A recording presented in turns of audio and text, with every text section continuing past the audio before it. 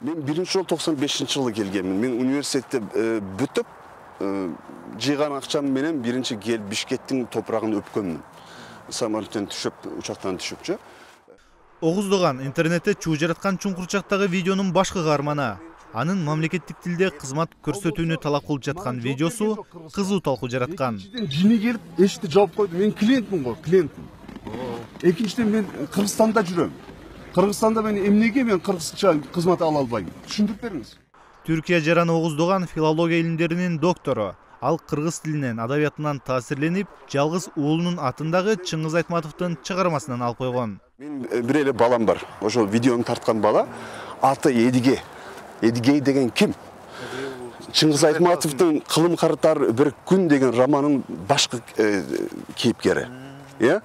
Сиз ойлоңуз, мен Чыңгыз агам менен де чын өмүрдө таанышкан. Ал киши менен чогуу конференцияларга катышкан адаммын. Мен ай сайын Атабекке барып турам, Куран окуп келем ал кишиге. Ар түрдүү коомдук пикир жараткан Чуңкурчактагы окуя боюнча Оғуздогандын пикирин угуп көрдүк.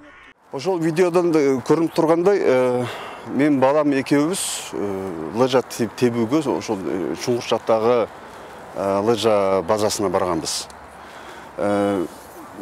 Жумуш күндөрү арзаныраак болот деп мен биз ишембе күндө барганбыз да 1200 төлөгөнбүз. Арзаныраак болот турганын билем.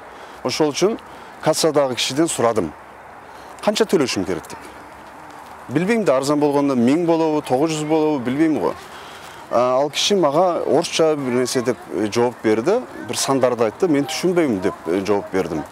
Бул бир-эки жолу гана эмес, 10 жол сурадым да, канча беришим керек деп. Ал киши мага орусча жооп берди. Өзү чарчабай мага орусча жооп берди. Былтыр так эле Чуңкурчактагыдай окуяны Оғуздоган Казакстандын Асманында жасаган. Казак тилинде кызмат көрсөтпөгөн Air Астана авиакомпаниясын сотко берип, утупта калган. Сот авиакомпанияны символикалык 1 теңге айыпка чыгып, кызматкерлерин казак тилин билүүсүн милдеттендирген. Сиз интернеттен көрсөңүздөр болот. Мен аны деле видеого тарттым.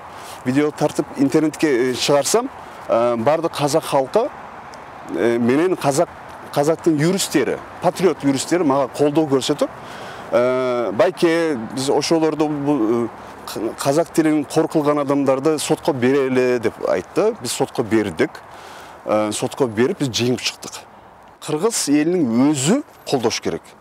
Мисалы үчүн мен түрк байкелериңиз катары Чуңкурчакта кыргыз тилин талап эткен болсом, талап кылган болсом, силердин бардыгыңыздар кыргыз тилинде кызматты талап этсеңиздер, бирок эч кандай уруш чыгарбай.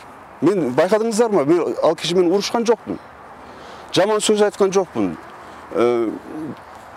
Кыйкырып сүйлөгөн жокмун. Оғуздоган мамлекеттик тилде кызмат көрсөтпөгөн Чуңкурчак кышкы эс алуу жайындагы сотко берүүгө даяр жана сотто утуп чыгарынан күмөн санабайт. Бирок Казакстандагыдай патриот адвокаттар жардамдашса дейт.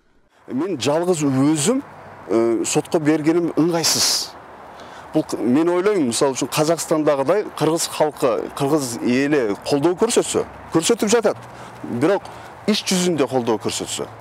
Анан кыргыздын юристтери, адистери келип менен сүйлөшүп, чогуу кыргыз тилинин намысын коргосок, мен даярмын. Бирок мисалы жеке өзүм мен барып сотко барган бир кичине ыңгайсыз сыяктуу көрүнөт. Ансыз деле сиз билесиздер, провокатор дегендерди чыгарды.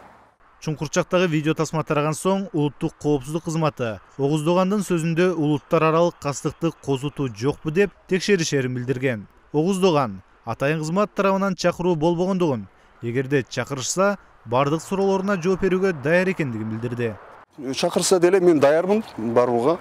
Негизи ошол видеодо бардыгы көрүнүп турат. Бирок кошумча суроолор болсо, мен жооп берүүгө даярмын. Мен эч кандай мыйзамды бузган жокмун. Мен кадимкиде Манастын жеринде, Манастын ыйык жеринде, Манастын тилинде кызмат алгым келет. Болду.